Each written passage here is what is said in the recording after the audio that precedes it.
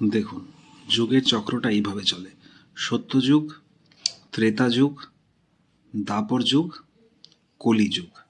কলিযুগের পরেই সত্যযুগ কিন্তু চলে আসে না। কলিযুগের পরে যেমন ঠিক ধীরে ধীরে নামলো, তেমনি ঠিক ধীরে ধীরে ওপরে ওঠে।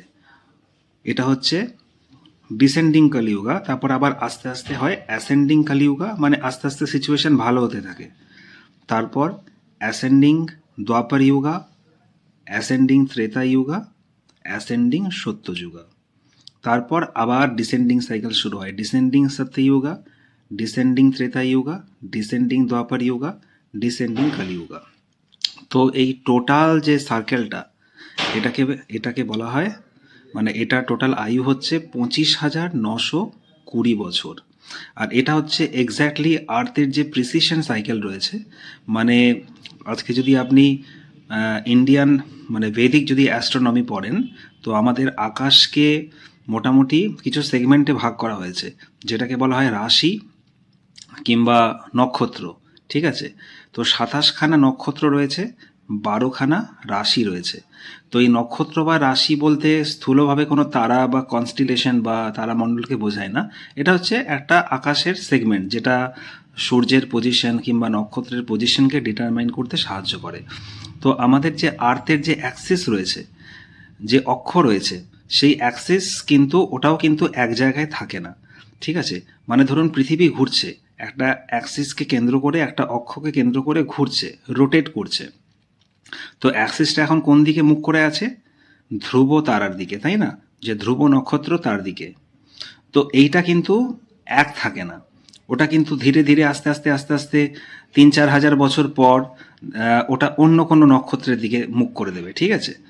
তো এখন যেমন ধ্রুব নক্ষত্রে আছে, ওটা তখন অন্য কোনো নক্ষত্রে চলে যাবে। আজ থেকে 12,000 বছর পর ভেগা বলে একটা তারা রয়েছে, তো তার দিকে আর্থের অ্যাক্সিসটা মুখ করে থাকবে। এখন যেমন আমরা উত্তরের দিকে আমরা ধ্রুব তারাকে দেখি, তখন অন্য কোনো তারাকে আমরা দেখব।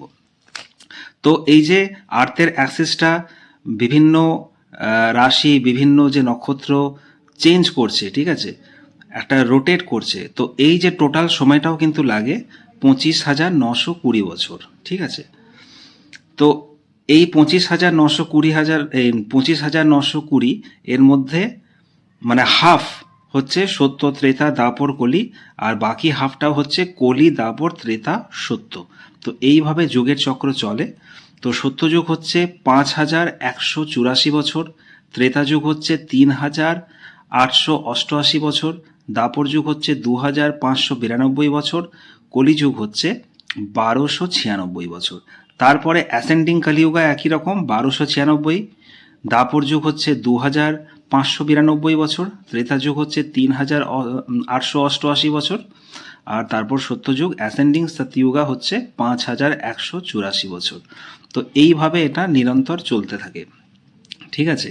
তো যখন আমরা সত্যযুগে থাকি, তখন আমাদের গোটা সোলার সিস্টেমে যে ইথার এনার্জি, যে কসমিক এনার্জি, তার ঘনত্ব বেশি থাকে। এর জন্য সেখানে মানুষ খুব হায়ার কনসিয়াসনেস স্টেজে থাকে। এর জন্য সেই যুগটা সত্যযুগ। তারপর আস্তে আস্তে যখন ত্রেতা যুগে আসি, তখন ইথারের ঘনত্ব একটু একটু করে কমতে থাকে। তো তখন আস্তে আস্তে অধর্মের পরিমাণ বাড়তে থাকে। দাপর যুগে প্রায় ধর্ম অধর্ম 50-50 রেশিওতে চলে আসে। কলিযুগে ইথারের যে ঘনত্ব একদম কমে যায়, এর জন্য মানুষ সবচেয়ে লোয়েস্ট কনসিয়াসনেস স্টেজে থাকে। ঠিক আছে? এর জন্য এখানে পাপাচার, অধর্ম সবচেয়ে চরম সীমায় পৌঁছে যায়। তারপর আস্তে আস্তে আবার যখন অ্যাসেন্ডিং কলিযুগাতে চলে আসি, একটু একটু করে পরিস্থিতি ঠিক হতে থাকে, ইথারের ঘনত্ব অল্প অল্প করে বাড়তে থাকে। তারপরে দাপর যুগে অ্যাসেন্ডিং দ্বাপর যুগে আসি, সেখানেও ইথারের ঘনত্ব অল্প আরও একটু বেড়ে যায়। তারপরে ত্রেতা যুগ, এখানে ইথারের ঘনত্ব আরও অনেকটা বেড়ে যায়। তো এখানে 70% ধর্ম থাকে, 25% অধর্ম থাকে, 30%। তারপরে আবার চলে আসি আমরা সত্য যুগে, যেখানে মানুষ সবচেয়ে হাইয়েস্ট কনসিয়াসনেস স্টেজে রয়েছে।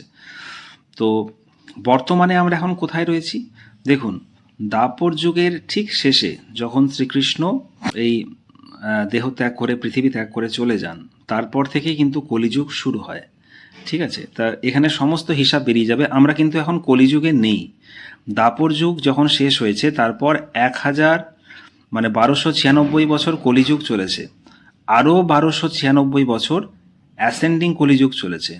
তারপর 2592 বছর দাপর যুগ। ঠিক আছে, তো আমরা এখন বর্তমানে এই যে দাপর যুগ রয়েছে এর একদম শেষ পর্যায়ে রয়েছি। ঠিক আছে, ক্যালকুলেশন দেখুন সব মিলে যাবে। কৃষ্ণা ডিপার্টেড ফ্রম আর্থ 5128 বছর আগে কৃষ্ণ চলে গিয়েছিলেন। তো তারপর থেকে কিন্তু কলিযুগ শুরু হয়। তো তারপরে কত বছর কলিযুগ হয়েছে? 1296 বছর ডিসেন্ডিং কালিयुगा, 1296 বছর অ্যাসেন্ডিং কালিयुगा। তো 2592 বছর টোটাল এই যে টোটাল যে কলিযুগ। ঠিক আছে, এটা প্রায় 2592 বছর চলেছে। আর আপনি যদি হিস্ট্রি দেখেনও ঠিক এই টাইমটাতেই কিন্তু চরম অরাজকতা, চরম অধর্ম, মানে আমাদের বৈদিক ধর্ম কিন্তু প্রায় শেষ হয়ে গিয়েছিল এই টাইমটায়। তারপরেই কিন্তু গৌতম বুদ্ধ এসে বৈদিক ধর্মকে কেন রিজেক্ট করলেন? এত মহান আমাদের বৈদিক সংস্কৃতি। তো অ্যাকচুয়ালি তখন বৈদিক ধর্ম টোটালটাই বাম মার্গে চলে গিয়েছিল, মানে ধর্মের নামে প্রচুর অধর্ম হতো। তাই গৌতম বুদ্ধ আলাদাভাবে একটা নিজের মার্গ খুঁজে বার করলেন। তারপর থেকেই যেই দাপর যুগ শুরু হয়ে গেল, অ্যাসেন্ডিং দ্বাপর যুগ, তারপর থেকেই আমাদের বৈদিক ধর্মের মধ্যেও কিন্তু আস্তে আস্তে অনেক ইমপ্রুভমেন্ট হতে থাকে। যেমন শঙ্করাচার্য এলেন, আমাদের সঠিক যে বৈদিক ধর্ম সেটাকে তিনি স্থাপন করলেন। তো 2592 বছর কলিযুগ পেরিয়েছে। তো আর দাপর যুগও কিন্তু শুরু হয়ে গিয়ে প্রায় আমরা শেষের মুখে আছি। ঠিক আছে, মানে টোটাল তাহলে কি হওয়া উচিত?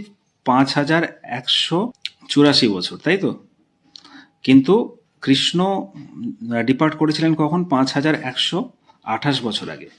তাহলে আমি যদি 5184 থেকে 5128 মাইনাস করি, তাহলে 56 বছর এখনো বাকি রয়েছে।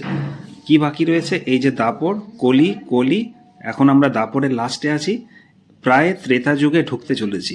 তো ঠিক 56 বছর পরেই, হিসাব তাই বলছে, আনুমানিক 56 বছর পরেই কিন্তু আমরা ত্রেতা যুগে প্রবেশ করে যাব। তো এর জন্যই দেখুন এখন একটা রব উঠেছে যে আমরা এখন যুগ পরিবর্তনের সময় রয়েছি, সত্যযুগ আসতে চলেছে। তো অ্যাকচুয়ালি সত্যযুগ নয়, ত্রেতা যুগ আসতে চলেছে, অ্যাসেন্ডিং ত্রেতা যুগ। ঠিক আছে, এবার ত্রেতা যুগ এসে যাওয়া মানেই প্রায় সত্যযুগ চলেই আসা, কারণ সেখানে ত্রেতা যুগে অধর্ম জাস্ট 20 থেকে 30% থাকবে, নামমাত্র থাকবে। তো আমি যদি এটাকে সত্যযুগ হিসেবে ধরেও নিই তো তাতেও ভুল কিছু নেই। তো অ্যাকচুয়ালি আমরা ত্রেতা যুগে প্রবেশ করতে চলেছি।